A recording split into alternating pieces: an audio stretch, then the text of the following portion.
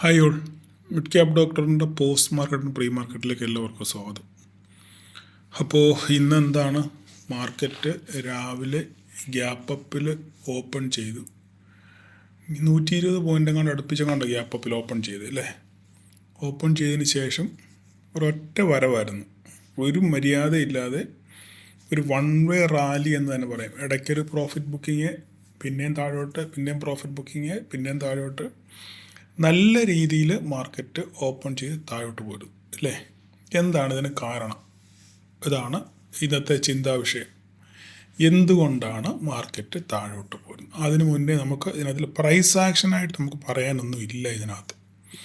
കാരണം രാവിലെ market open ചെയ്തതിന് ശേഷം നേരെ താഴോട്ട് വന്നു. ഞാൻ പറഞ്ഞു 26,278 ഈ ഒരു നമ്പർ ഞാൻ കഴിഞ്ഞ 2-3 ദിവസമായിട്ട് പറയുന്നു. നമ്മുടെ ഒരു പ്രീവിയസ് ഹൈ ആണ്. ഹൈ എന്ന് വെച്ച് കഴിഞ്ഞാൽ ഒരു പഴയ ഓൾ ടൈം ഹൈ, പുതിയ ഓൾ ടൈം ഹൈ അല്ല, പഴയ ഓൾ ടൈം ഹൈ. ഈ 278 എന്ന് പറയുന്നത് നിർണായകമായിട്ടൊരു നമ്പറാണ്. പുതിയ ഓൾ ടൈം ഹൈ നമ്മുടെ ചിത്രത്തിലേ ഇല്ല. ഓക്കെ, നിങ്ങൾ ഈ ഓൾ ടൈം ഹൈ കണക്കാക്കിയാൽ മാത്രം മതി. അപ്പോൾ ഈ 278 എപ്പോൾ ബ്രേക്ക് ചെയ്യുന്നു, ഞാനിവിടെ ഒരു ബോക്സ് കൂടെ വരച്ചിട്ടിരുന്നു. ഇന്നത്തെ ഓപ്പണിങ്ങും ഈ 278 തമ്മിൽ ഒരു ബോക്സ് വരച്ചിട്ട് പറഞ്ഞു, എപ്പോഴാണോ ഇത് ബ്രേക്ക് ചെയ്യുന്നത് ആ സൈഡിലോട്ട് മാർക്കറ്റ് പോകും. ഏത് സൈഡിലോട്ടാണോ മാർക്കറ്റ് ബ്രേക്ക് ചെയ്യുന്നത് ആ സൈഡിലോട്ട് മാർക്കറ്റ് പോകും. ഇത് താഴെ 278 ബ്രേക്ക് ചെയ്ത് കഴിഞ്ഞാൽ മാർക്കറ്റ് നേരെ ആ സൈഡിലോട്ട് തന്നെ പോരും എന്ന് രാവിലെ തന്നെ ഞാൻ വോയിസ് ഇട്ടപ്പോൾ ഞാൻ പറഞ്ഞിരുന്നു അല്ലേ. അതുപോലെ തന്നെ മാർക്കറ്റ് സപ്പോർട്ട് എടുത്തു, തിരിച്ച് കയറാൻ ശ്രമിച്ചെങ്കിലും സസ്റ്റെയിൻ ചെയ്തില്ല. പിന്നെയും അതുപോലെ തന്നെ ഒന്ന് സപ്പോർട്ട് എടുത്ത് നേരെ തിരിച്ച് താഴോട്ട് പോരും ഇല്ലേ. താഴോട്ട് പോരുന്നെങ്കിലും ഇവിടുന്ന് വീണ്ടും ഒരു റിക്കവറി ഉണ്ടാകുമോ എന്നുള്ള പ്രതീതി വരുത്തി തീർത്തു. അവിടെയാണ് ഈ ട്രാപ്പ് എന്ന് പറഞ്ഞൊരു സംഭവം. അതാണ്, മനസ്സിലായില്ലേ. നമ്മളിപ്പം ഇവിടെ ഇപ്പോൾ ഇതിന് ഇവിടെയാണ് നമ്മൾ ട്രേഡ് എടുക്കുന്നത് എന്ന് വിചാരിച്ചു. ഇതിന് താഴോട്ട് നമുക്ക് ട്രേഡ് ഉള്ളൂ. അപ്പോൾ താഴോട്ട് വന്ന് ഇവിടെ ആരെങ്കിലും ട്രേഡ് എടുത്തിട്ടുണ്ടായിരിക്കാം. താഴെ കറക്റ്റ് നമ്മുടെ പ്രൈസ് ആക്ഷൻ പ്രകാരം ഇവിടെ ഒരു ട്രേഡ് ഉണ്ട് ഇല്ലേ. നമ്മൾ ട്രേഡ് എടുത്തിട്ടുണ്ടെന്നുണ്ടെങ്കിൽ ഒരു പക്ഷെങ്കിൽ അവരുടെ SL അടിക്കാനുള്ള സാധ്യത വളരെ കൂടുതലാണ്. കാരണം എന്താണ്, ഇതിന് മുകളിലായിരിക്കും ഒരു സ്റ്റോപ്പ് ലോസ് വച്ചേക്കുന്നത്. അല്ലെങ്കിൽ ഇപ്പോൾ ക്ലോസിംഗ് ബേസിസിൽ SL വെക്കുന്നവരാണെന്നുണ്ടെങ്കിൽ അടിക്കത്തില്ല. ഇല്ലെങ്കിൽ അവരുടെ സ്റ്റോപ്പ് ലോസ് എന്താണ്, ഉറപ്പായിട്ടും അടിച്ചിട്ടുണ്ട്. ഓക്കെ, അടിച്ചു, സമ്മതിച്ചു. ഞാൻ വീണ്ടും ഇതിന് ശേഷം വീണ്ടും പറഞ്ഞു, മാർക്കറ്റ് എപ്പോഴാണോ നല്ല രീതിയിൽ ഈ 278 താഴെ നല്ല രീതിയിൽ സസ്റ്റെയിൻ ചെയ്യുന്നത്, അപ്പോൾ അവിടുന്ന് ഫർദറായിട്ട് ഫോൾ താഴോട്ട് കിട്ടുമെന്ന് ഞാൻ ഗ്രൂപ്പിൽ പറഞ്ഞിരുന്നു ഇല്ലേ. അതിനുശേഷം എന്താണ്, ഇത് SL അടിച്ചെന്ന് വിചാരിച്ചോ. സപ്പോസ് ഇത് SL അടിച്ചു, രണ്ടാമത് വീണ്ടും നമ്മൾ എൻട്രി എടുത്തു. നല്ലൊരു ബെയറിഷ് ക്യാൻഡിലൂടെ ഫോമായി ഇല്ലേ. നല്ലൊരു ബെയറിഷ് ക്യാൻഡിൽ ഫോമായി. അപ്പോഴും നമുക്ക് കൺഫർമേഷൻ, ഈ ക്യാൻഡിൽ കാണുമ്പോൾ ഏതൊരു കൺഫർമേഷൻ ഇല്ലേ. നല്ല രീതിയിൽ ഒരു സ്ട്രോങ്, ഒരു ഫുൾ ബോഡി ക്യാൻഡിലാണ് വീണത് ഇല്ലേ. അതിന് ശേഷം വന്ന ക്യാൻഡിലോ, ഇനി അടുത്തൊരു കൺഫർമേഷൻ നമ്മൾ നോക്കിയിരിക്കുകയാണെങ്കിലോ, അതിന് ശേഷം വന്ന ക്യാൻഡിൽ ഒരു റിജക്ഷൻ ക്യാൻഡിലാണ് ഇല്ലേ. ഒരു റിജക്ഷൻ ക്യാൻഡിൽ. അപ്പോൾ നമുക്കിവിടെ ഒരു ട്രേഡ് കൺഫർമേഷനാണ്, നമുക്കിവിടെ ഒരു SL ഉണ്ട്. അതിനുശേഷം മാർക്കറ്റ് നേരെ താഴോട്ട് പോകുന്നു. നമ്മുടെ SL ഒന്നും അടിക്കാതെ തന്നെ നേരെ. പക്ഷേ ഇന്ന് സംഭവിച്ചതെന്ന് വെച്ച് കഴിഞ്ഞാൽ നെക്സ്റ്റ് എക്സ്പയറിയിൽ ട്രേഡ് ചെയ്യുന്നവർ കാണുന്നതാണ് നല്ല രീതിയിൽ പ്രോഫിറ്റ് ഇട്ടിട്ടുണ്ട്. അല്ല, നാളത്തെ എക്സ്പയറിയിൽ ട്രേഡ് ചെയ്യുകയാണെന്നുണ്ടെങ്കിൽ അവർക്ക് അവരുടെ മാനസിക സംഘർഷം വളരെ കൂടുതലായിരിക്കും. കാരണം എന്താണ്, മുകളിലോട്ട് പോകുന്നു, താഴോട്ട് വരുന്നു, മുകളിലോട്ട് താഴോട്ട്. അപ്പോൾ അതിനനുസരിച്ച് ഫ്ലക്ച്വേഷൻസ് വളരെ പ്രൈസിനകത്തിൽ വളരെ കൂടുതലായിരിക്കും. അതേസമയം നമ്മൾ നെക്സ്റ്റ് എക്സ്പയറി ട്രേഡ് ചെയ്യുകയാണെന്നുണ്ടെങ്കിൽ അത്ര വലിയ ഫ്ലക്ച്വേഷൻ നമുക്ക് കാണത്തില്ല, സമാനത്തെ നമുക്ക് ട്രേഡ് ചെയ്യാൻ പറ്റും. അപ്പം അതുകൊണ്ട് നിങ്ങൾ എപ്പോഴും എക്സ്പയറി അടുക്കുമ്പോൾ കഴിവതും നെക്സ്റ്റ് എക്സ്പയറിയിൽ അല്ലെങ്കിൽ ഒരു എക്സ്പയറി മാറി ട്രേഡ് ചെയ്യാൻ നിങ്ങൾ ശ്രമിക്കുക. ഓക്കെ, അതിനുശേഷം നല്ല രീതിയിലൊരു ഫോള് കിട്ടി. ഈ ഫോള് എന്താ, നിങ്ങൾ നോക്കിക്കേ, കറക്റ്റ് നമ്മൾ വരച്ച 26,147 ഈ 26,147 വന്ന് കൃത്യമായിട്ട് സപ്പോർട്ട് എടുത്ത് മാർക്കറ്റ് തിരിച്ചു കയറി. അപ്പോൾ ഇതിന് മുന്നേ തന്നെ ഞാനിവിടെ ഒരു ട്രെൻഡ് ലൈൻ വരച്ചിട്ടുണ്ടായിരുന്നു അല്ലേ. അപ്പം നിങ്ങൾ കമൻറ്റ് ചെയ്യുക, ഞാനല്ല പറയേണ്ടത്, നിങ്ങളാണ് പറയേണ്ടത്. ഇന്നത്തെ മാർക്കറ്റ് നിങ്ങൾക്ക് എങ്ങനെ ഇരുന്നു? ഞാൻ ഇന്നലെ വീഡിയോ ചെയ്തപ്പോൾ അതിനകത്തിൽ പറഞ്ഞ കാര്യങ്ങളും നിങ്ങളുടെ ട്രേഡും തമ്മിൽ ക്ലബ്ബ് ചെയ്യുമ്പോൾ നിങ്ങൾക്ക് എന്താണ് ഗുണമുണ്ടായെന്നുള്ള കാര്യം നിങ്ങൾ കമൻറ്റ് ചെയ്യാൻ ശ്രമിക്കുക. ഇന്നലെ ഞാൻ എൻ്റെ യൂട്യൂബിന് എൻ്റെ അനലിറ്റിക്സ് എടുത്ത് നോക്കി കഴിഞ്ഞപ്പോൾ സബ്സ്ക്രൈബ് ചെയ്യാതെ ധാരാളം ആൾക്കാർ നമ്മുടെ വീഡിയോ കാണുന്നുണ്ട്. ദയവ് ചെയ്ത് നിങ്ങൾ ഒന്ന് നോക്കുക, താഴെ സബ്സ്ക്രൈബ് ചെയ്തിട്ടുണ്ടെന്നുള്ള കാര്യം. സബ്സ്ക്രൈബ് ചെയ്തിട്ടില്ലെന്നുണ്ടെങ്കിൽ ദയവ് ചെയ്ത് നിങ്ങൾ സബ്സ്ക്രൈബ് ചെയ്യുവാനൊന്ന് ശ്രമിക്കുക. ഓക്കെ, അത്രേ പറയുന്നുള്ളൂ. ലൈക്കും കമൻറ്റും നിങ്ങളിഷ്ടം, ഞാൻ കൂടുതൽ അതിനെപ്പറ്റി പറയുന്നില്ല.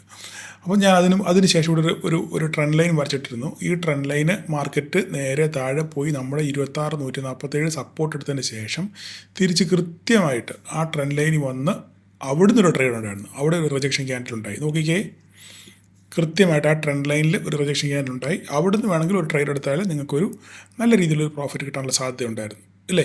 ഇവിടുന്ന് മാർക്കറ്റ് ഏകദേശം ഒരു 80 പോയിൻറ്റോളം ഇവിടുന്ന് ട്രാവൽ ചെയ്യും. അപ്പോൾ ഈ ബോട്ടം പിടിച്ചവർക്ക്, ഈ ബോട്ടം ഇവിടുന്ന് ബൈ ചെയ്തവർക്ക് ഒരു 80 പോയിൻറ്റിൻ്റെ ഒരു പിടുത്തം, ഒരു 10, 30, 35 പോയിൻ്റ് എന്തായാലും നിങ്ങൾക്ക് കിട്ടാനുള്ള സാധ്യത വളരെ കൂടുതലായിരുന്നു, അല്ലേ? അതിനുശേഷം ഇവിടുന്ന് ഇങ്ങോട്ടും നിങ്ങൾക്കൊരു ട്രേഡ് ഉണ്ടായിരുന്നു, ഇവിടുന്നും നിങ്ങൾക്കൊരു ട്രേഡ് ഉണ്ടായിരുന്നു. അപ്പം നിങ്ങൾ ഏത് രീതിയിലാണ് ട്രേഡ് നിങ്ങൾ ഓപ്പർച്യൂണിറ്റി ഉപയോഗിച്ചെന്നുള്ളത് നിങ്ങൾ കമൻറ്റ് ചെയ്യുക, ഓക്കെ? അപ്പം തൽക്കാലം ഇപ്പോൾ ഇത്രേ ഇതിനെപ്പറ്റി പറയാനുള്ളത്. നിങ്ങൾക്ക് കാര്യങ്ങൾ മനസ്സിലായെന്ന് വിചാരിക്കുന്നു. ഇനിയിപ്പോൾ നാളെ എന്താണ് സംഭവിക്കാൻ പോകുന്നത്? നാളെ സംഭവിക്കാൻ പോകുന്നത്, ഞാൻ എൻ്റെ ക്യാപ്ഷനകത്ത് പറഞ്ഞ പോലെ തന്നെ, ഒരു ഊതിപ്പെരിപ്പിച്ച ബലൂണാണോ എന്നൊരു സംശയം മൊത്തത്തിൽ മാർക്കറ്റിൽ അലതല്ലുന്നുണ്ട്, ഓക്കെ? കാരണം എന്താണ്, ഇത്രയും വലിയ GDP വന്നിട്ടും മാർക്കറ്റ് എന്തുകൊണ്ട് വീണു എന്നുള്ളതൊരു വലിയ ചോദ്യചിഹ്നമാണ്. അപ്പോൾ ഇത് ഊതിപ്പെരിപ്പിച്ച സാധനമാണോ എന്നുള്ളത് ഒരു സംശയ നിഴലിൽ തന്നെയാണ്, നമുക്കത് മാറ്റിവെക്കാൻ പറ്റത്തില്ല.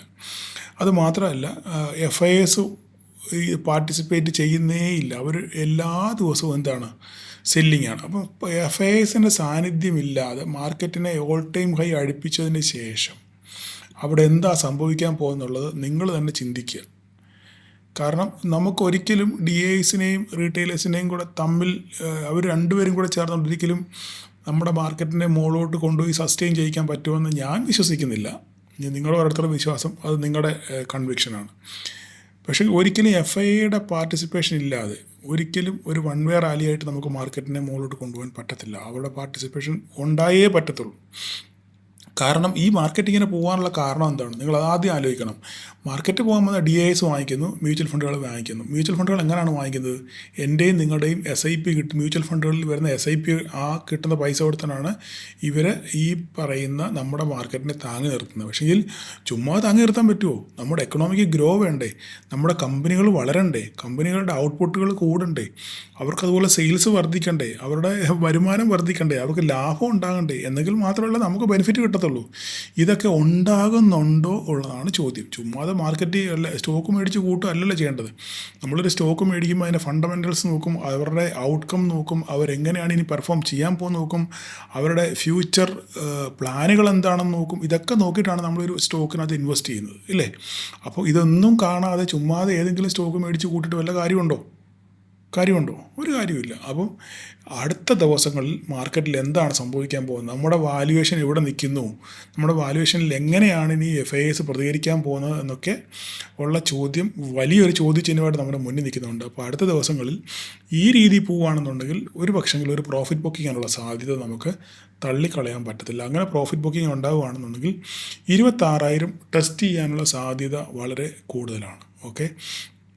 നമുക്ക് ഇപ്പോൾ തന്നെ US മാർക്കറ്റ് നോക്കുകയാണെന്നുണ്ടെങ്കിൽ US മാർക്കറ്റ് നല്ല രീതിയിൽ ഒരു ഡൗൺഫോളിലാണ്. ഫ്യൂച്ചർ നോക്കുകയാണെങ്കിൽ 188 പോയിൻറ്റ് നെഗറ്റീവിലാണ്. നാസ്ഡാക്ക് നോക്കുകയാണെങ്കിൽ 200 പോയിൻറ്റിന് മുകളിൽ നെഗറ്റീവാണ്, ഓക്കെ? US market നെഗറ്റീവിലാണ്. അപ്പോൾ അതിൻ്റെ അലവലികൾ എന്തായാലും നമ്മുടെ മാർക്കറ്റിൽ എന്തായാലും കാണും. അത് മാത്രമല്ല, നമ്മുടെ മാർക്കറ്റ് ഓൾ ടൈം ഹൈ അടിച്ച് നിൽക്കുന്നതുകൊണ്ട് ഒരു പ്രോഫിറ്റ് ബുക്കിങ്ങിനുള്ള സാധ്യത, ഒരു ഫോളിനുള്ള സാധ്യത വളരെ കൂടുതലാണ്. ഇപ്പോൾ ഇത്രയും ഹംഗാമ ഉണ്ടായാലും, ഇത്ര ജഗപുക നമ്മുടെ 8.2 GDP ഒക്കെ വന്നെന്ന് പറഞ്ഞാൽ തന്നെയും അതിൻ്റെയൊക്കെ വിശ്വാസ സാധ്യത ചോദ്യം ചെയ്യപ്പെടേണ്ട കാര്യമാണെന്നാണ് ഞാൻ പറയുന്നതല്ല. മാർക്കറ്റിൽ പലയിടത്തും ഒളിഞ്ഞും തെളിഞ്ഞുമായിട്ട് നമ്മൾ കേൾക്കുന്ന വാർത്തകളാണ്, ഓക്കെ? അപ്പം ഇതിനെ എത്രത്തോളം നമുക്ക് അതിജീവിച്ച് മുന്നോട്ട് പോകാൻ പറ്റും എന്നുള്ളത് വരും ദിവസങ്ങളിൽ നമുക്ക് കാണാം. നമുക്ക് ജസ്റ്റ് ഒരു ഡേ ക്യാൻഡിൽ നോക്കുകയാണെന്നുണ്ടെങ്കിൽ ഒരു കാര്യം കൂടെ മനസ്സിലാവും. നിങ്ങൾ നോക്കിക്കഴിഞ്ഞാൽ മനസ്സിലാവും. ഇതാ നോക്കിക്ക്, ഇന്ന് ക്ലോസ് ചെയ്തേക്കുന്ന ഡേ ക്യാൻഡിൽ എന്ന് പറഞ്ഞു കഴിഞ്ഞാൽ കഴിഞ്ഞ 2 ദിവസത്തെ ക്യാൻഡിലുകളെ കവച്ച് വെക്കുന്ന രീതിയിലുള്ളൊരു ക്യാൻഡിലാണ്. അതായത് ഫുള്ളി എൻഗൾഫിങ് ആണ്. 2 ക്യാൻഡിലുകളെ എൻഗൾഫ് ചെയ്തേക്കുന്നൊരു ക്യാൻഡിലാണ് ഇന്നുണ്ടായിരിക്കുന്ന ഡേ ക്യാൻഡിൽ. അത് മാത്രമല്ല, അതിന് മുന്നേ ഉണ്ടായ ഗ്രീൻ ക്യാൻഡിലിൻ്റെ ഹൈയുടെ താഴെയാണ് ക്ലോസിങ് കിട്ടിയേക്കുന്നത്, ഇല്ലേ? ഇതെന്താ സൂചിപ്പിക്കുന്നത് വെച്ചാൽ ഒരു ഫർദർ ഡൗൺഫാളിനുള്ള എല്ലാ സാധ്യതയും മുന്നിൽ ഉണ്ട് എന്നുള്ളതാണ് ഈ ഒരു ക്യാൻഡിൽ സൂചിപ്പിക്കുന്നത്. അപ്പോൾ തന്നെ നമ്മൾക്ക് 26,061 അത് നമുക്ക് ഇൻട്രാഡേ നോക്കാം. ഇത് നിങ്ങൾ ജസ്റ്റ് നിങ്ങളുടെ മനസ്സിൽ വെച്ചേക്കുക. ഇനി നമുക്ക് ഇൻട്രാഡേയിലൊന്ന് നോക്കാം. ഇൻട്രാഡേ നിങ്ങൾ നോക്കുകയാണെന്നുണ്ടെങ്കിൽ മാർക്കറ്റ് ഇനിയും ഇവിടുന്ന് താഴോട്ട് പോവുകയാണെന്നുണ്ടെങ്കിൽ നമ്മുടെ 26,147 പൊട്ടണം.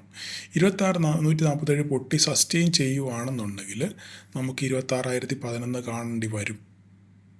ഓക്കെ, ഇനി ഡേ ക്യാൻഡിൽ നാളെ ഡേ ക്യാൻഡിൽ 26,000 താഴെയാണ് ക്ലോസിംഗ് എങ്കിൽ പിന്നെ നമ്മൾ ബാക്കി അടിവാരമൊക്കെ നമ്മൾ കണ്ടറിയേണ്ടി വരും. ഓക്കെ, അത് ഇപ്പം കൂടുതൽ ഫർദറായിട്ട് പറയത്തില്ല, നാളെ നമുക്ക് കറക്റ്റ് അറിയാം. അപ്പം നാളെ നിങ്ങൾ നോക്കേണ്ട കാര്യം എന്ന് പറഞ്ഞു കഴിഞ്ഞാൽ മാർക്കറ്റ് നമ്മളുടെ ഈ പോയിൻ്റ് 26,147 താഴെ ഓപ്പൺ ചെയ്യുന്നുണ്ടോ, ഈ ഏരിയയിൽ ഓപ്പൺ ചെയ്താൽ ഫർദറായിട്ട് മാർക്കറ്റ് 26,011 വരാനുള്ള സാധ്യത വളരെ കൂടുതലാണ്. അങ്ങനെ 26,000 ടെസ്റ്റ് ചെയ്ത് തിരിച്ചു പോയില്ല, താഴെയാണ് നാളെ ക്ലോസിങ് കിട്ടുന്നതെങ്കിൽ സംഗതി പണി പാളും എന്നാണ് എൻ്റെ പേഴ്സണലായ ഒരു നിഗമനം. ഓക്കെ, കാര്യം കൃത്യമായിട്ട് മനസ്സിലായല്ലോ. ബാങ്ക് നിഫ്റ്റി നമുക്ക് നോക്കാം. ബാങ്ക് നിഫ്റ്റിയിൽ ഞാനിന്ന് നല്ല രീതിയിലൊരു പ്രോഫിറ്റ് ബുക്ക് ചെയ്തു. കാരണം എൻ്റെ ഒരു 60,000 പി ഞാൻ ഹോൾഡ് ചെയ്യുന്നുണ്ടായിരുന്നു. എന്തായാലും നല്ല രീതിയിൽ എനിക്കൊരു പ്രോഫിറ്റ് ബുക്ക് ചെയ്യാൻ പറ്റി. ഇപ്പോൾ നമ്മൾ നോക്കിക്കഴിഞ്ഞാൽ കൃത്യമായി നമ്മുടെ ലെവലുകളൊക്കെ കൃത്യമായിട്ട് റെസ്പെക്ട് ചെയ്യുന്നുണ്ട്. 60,000 ടെസ്റ്റ് ചെയ്ത് നേരെ തിരിച്ചു വന്ന് നമ്മുടെ 59,546 ടെസ്റ്റ് ചെയ്തു. ഓക്കെ, ഇനിയിപ്പം നാളെ 546 താഴെയാണ് ഓപ്പണിംഗ് വരുന്നതെങ്കിൽ നമുക്ക് 59,000 കാണേണ്ടി വരും, 59,40 കാണേണ്ടി വരും. കാരണം ഇത് ഓൾ ടൈം ഹൈ നിൽക്കുകയാണ്. ഓൾ ടൈം ഹൈയിൽ നിന്ന് നല്ല രീതിയിൽ പ്രോഫിറ്റ് ബുക്കിംഗ് ഉള്ള സാധ്യത വളരെ കൂടുതലാണ്. നമുക്ക് ഡേ ഒന്ന് നോക്കിക്കഴിഞ്ഞാൽ നിങ്ങൾ നോക്കിയാൽ മനസ്സിലാവും, നല്ല രീതിയിലൊരു സ്ട്രോങ് ഒരു ട്രെൻഡ് ലൈൻ ബ്രേക്ക് ചെയ്ത് പഴയ ഒരു ഓൾ ടൈം ഹൈ പല പ്രാവശ്യം നിങ്ങൾ നോക്കിയാൽ മനസ്സിലാവും. ഡേ വൈസിൽ ഒരു ട്രെൻഡ് ലൈൻ പോകുന്നുണ്ട്. ആ ട്രെൻഡ് ലൈൻ എല്ലാ പ്രാവശ്യം ടെസ്റ്റ് ചെയ്ത് തിരിച്ചു വരാറുള്ളതാണ്. അതുമാതിരി തന്നെ ഇവിടെ ഒരു ടെസ്റ്റിംഗ് നടന്നിട്ടുണ്ട്. അങ്ങനെയാണെന്നുണ്ടെങ്കിൽ ഫർദറായിട്ട് തിരിച്ച് താഴോട്ട് വരാനുള്ള സാധ്യത ഉണ്ട്. ഇല്ല, മുകളിലോട്ട് പോകണമെന്നുണ്ടെങ്കിൽ ഈ 60,000 എന്നുള്ളത് നമുക്ക് ബ്രേക്ക് ചെയ്ത് നാളെ ഡേ ക്യാൻഡിൽ ബാങ്ക് നിഫ്റ്റിക്ക് ക്ലോസിങ് കിട്ടണം. മനസ്സിലായി പറഞ്ഞ്, ഡേ ക്യാൻഡിൽ 60,000 മുകളിൽ നമുക്ക് ക്ലോസിങ് കിട്ടിയെങ്കിൽ മാത്രമേ ഒരു അപ്സൈഡ് റാലി നമുക്ക് പറയാൻ പറ്റത്തുള്ളൂ. ഇല്ലെങ്കിൽ ബാങ്ക് നിഫ്റ്റി എപ്പോഴും ഒരു സെല്ലിംഗ് പ്രഷറിനകത്തിലായിരിക്കും നിൽക്കാനുള്ള സാധ്യത കൂടുതൽ. ഓക്കെ, അടുത്തത് മിഡ് ക്യാപ്പിൻ്റെ കാര്യം ചിന്തിക്കുകയാണെന്നുണ്ടെങ്കിൽ മിഡ് ക്യാപ്പ് ഞാൻ പറഞ്ഞു ഇന്നലെ നമുക്ക് 14,031 ഒരു ഇമ്പോർട്ടൻ്റ് സപ്പോർട്ട് ലെവലാണ്.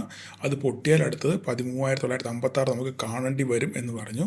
എന്തായാലും മാർക്കറ്റ് ഈ പറഞ്ഞ പോലെ തന്നെ ഒരു ചാനലിൽ കൂടെയാണ് പോയിക്കൊണ്ടിരുന്നത്. അത് ബ്രേക്ക് ചെയ്ത് മുകളിലോട്ട് പോയി, പക്ഷേ അത്ര ശുഭകരമല്ല ഈ സെറ്റപ്പ് കാണുന്നത്. ഓക്കെ, അപ്പം നമുക്ക് നാളെ മാർക്കറ്റ് മിഡ് ക്യാപ്പ് ഇതിനകത്താണ് ഓപ്പൺ ചെയ്യുന്നതെങ്കിൽ, ഈ 14,000 റേഞ്ചിലാണ് ഓപ്പൺ ചെയ്യുന്നതെങ്കിൽ 19,956 ടെസ്റ്റ് ചെയ്യുമോ നോക്കുക. അതിനുശേഷം ഫർദറായിട്ട് താഴോട്ട് വരുമോ നോക്കുക. മുകളിലോട്ട് പോകണമെന്നുണ്ടെങ്കിൽ 14,031 സസ്റ്റെയിൻ ചെയ്തെങ്കിൽ മാത്രമേ ഒരു അപ്സൈഡ് റാലി നമുക്ക് കാണാൻ പറ്റത്തുള്ളൂ. പിന്നെ വേറൊരു കാര്യം മിഡ് ക്യാപ്പിനകത്ത് പറയാനുള്ളത്, മിഡ് ക്യാപ്പിൻ്റെ കാര്യം നോക്കുകയാണെന്നുണ്ടെങ്കിൽ BSE ഓൾ ടൈം ഹൈയിലെത്തിയതിന് ശേഷം അവിടെ ഒരു പ്രോഫിറ്റ് ബുക്കിങ്ങിനുള്ള സാധ്യത വളരെ കൂടുതലാണ്. അത് നോക്കിക്കേ, ഓൾ ടൈം ഹൈ അടിച്ചതിന് ശേഷം ഒരു പ്രോഫിറ്റ് ബുക്കിംഗ് ആണ് ഉണ്ടായിരിക്കുന്നത്. ഓക്കെ, അപ്പം ഫർദറായിട്ട് നാളെ വീണ്ടും BSE താഴെ പോകുന്നത്. കാരണം BSE ആണ് ഏറ്റവും കൂടുതൽ താങ്ങി നിർത്തിയിരിക്കുന്നത് മിഡ് ക്യാപ്പിനെ. അതുപോലെ തന്നെ ഹീറോ മോട്ടോകോപ്പ് കഴിഞ്ഞ ഒരു 1-2 ആഴ്ചയായിട്ട് ഭീകരമായ റാലിയാണ്. നിങ്ങൾ ഡേ ക്യാൻഡിൽ എടുത്ത് നോക്കുവാണെങ്കിൽ നിങ്ങൾക്ക് മനസ്സിലാവും.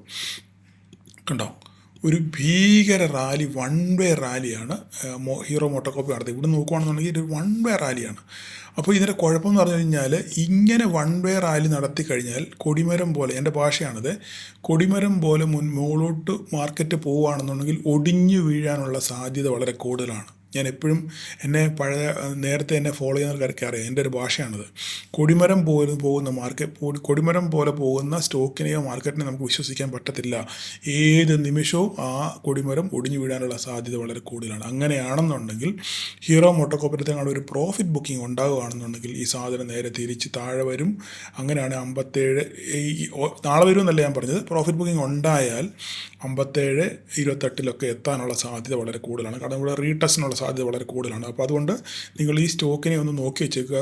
മിഡ് ക്യാപ്പിൽ ട്രേഡ് ചെയ്യുന്നവർ BSEയും ഹീറോ മോട്ടോകോപ്പിനെ രണ്ടിനെ നിങ്ങൾ കൃത്യമായിട്ട് നോക്കി വെക്കുക. ഓക്കെ, ബാക്കിയുള്ളതൊക്കെ വലിയ പ്രശ്നമില്ല. കൊമിൻസും ഈ പറഞ്ഞ പോലെ തന്നെയാണ്. കൊമിൻസും ഈ വൺ വേ റാലി ആണെങ്കിലും ഇടയ്ക്ക് പ്രോഫിറ്റ് ബുക്കിംഗ് ശേഷമാണ് മുകളിലോട്ട് പോയിരിക്കുന്നത്. അതുകൊണ്ട് ഇതും ഓൾ ടൈം ഹൈ ആണ്. അപ്പോൾ ഇവിടെയൊക്കെ പ്രോഫിറ്റ് ബുക്കിംഗ് ഉണ്ടാകാനുള്ള സാധ്യത വളരെ കൂടുതലാണ്. അതുകൊണ്ട് നാളെ ട്രേഡ് ചെയ്യുന്നവർ ഈ 3 സ്റ്റോക്കിന് BSE, ഹീറോ മോട്ടോകോപ്പ്, കൊമിൻസ്, ഈ 3 സ്റ്റോക്കിനെ നിങ്ങളൊന്ന് വാച്ച് ചെയ്യുക. ഓക്കെ, അപ്പം സെൻസെക്സിൻ്റെ കാര്യം ഞാൻ പ്രത്യേകിച്ച് പറയേണ്ട കാര്യമില്ല. സെൻസെക്സ് നമുക്ക് നമ്മൾ മുകളിൽ പോയി ഈ പ്രോഫിറ്റ് ഓപ്പൺ ചെയ്തു. അതിനുശേഷം നേരെ വൺ വേ റാലി നേരെ താഴോട്ട് വരുമായിരുന്നു ഇല്ലേ. താഴോട്ട് വന്ന് വീണ്ടും നമ്മളുടെ 85,801 റീടെസ്റ്റ് ചെയ്ത് നേരെ താഴോട്ട് വരുവാണ്. അപ്പോൾ ഇനിയിപ്പോൾ നാളെ നമ്മൾ നോക്കേണ്ടത് ഈ 801 ടെസ്റ്റ് ചെയ്തല്ലോ. അപ്പോൾ ഇതിന് 801 മുകളിൽ പോകണം. 801 മുകളിൽ പോയെങ്കിൽ ഒരു ഫർദർ റാലി ഉള്ളൂ. ഇല്ലെങ്കിൽ ഇവർ നേരെ തിരിച്ച് 85,243 വന്നതിന് ശേഷം 85,243 വന്നതിന് ശേഷം അവിടെ എന്താണ് സംഭവിക്കുന്നത് നോക്കുക. ഇവിടെ റീട്രേസ്മെൻ്റ് ആണോ, തിരിച്ച് താഴോട്ട് പോകും. ഈ രണ്ട് കാര്യം ഇവിടെ നിർണായകമാണ്. സെൻസെക്സിന് 85,243 വളരെ നിർണായകമായിരിക്കും. ഇവിടെ എന്ത് സംഭവിക്കും നോക്കുക. അപ്പോൾ നാളെ ഇങ്ങോട്ടെങ്ങാണ് ഇറങ്ങി വരുവാണെന്നുണ്ടെങ്കിൽ ഇത് ബ്രേക്ക് ചെയ്യുമോ മുകളിലോട്ട് പോകുമോ എന്നുള്ളത് നിങ്ങൾ നോക്കുക. അപ്പം ഇത്രയൊക്കെയുള്ള കാര്യങ്ങളാണ് നാളത്തെ പറ്റിയുള്ള പറയാനുള്ളത്. നാളെ നമുക്ക് നിർണായക ദിവസമായിരിക്കും. നിഫ്റ്റിയുടെ തലവിധി തീരുമാനിക്കുന്ന ദിവസമായിരിക്കും നാളെ. നിഫ്റ്റി മുകളിലോട്ടോ താഴോട്ടോ എന്നുള്ളത്. അതുകൊണ്ട് നാളെ ട്രേഡ് എക്സ്പയറിയാണ്. നാളെ ട്രേഡ് ചെയ്യുന്നവർ വളരെ സൂക്ഷിച്ച് ട്രേഡ് ചെയ്യാൻ ശ്രമിക്കുക. കഴിവതും നിങ്ങൾ നെക്സ്റ്റ് എക്സ്പയറിയിൽ ട്രേഡ് ചെയ്യാൻ ശ്രമിക്കുക. ഓക്കെ, അപ്പോൾ ഇത്രയൊക്കെ ഉള്ളൂ എന്ന് പറയാൻ. അപ്പോൾ നാളെ എല്ലാവർക്കും ഒരു പ്രോഫിറ്റബിൾ ഡേ ആശംസിക്കുന്നു. Thank you all.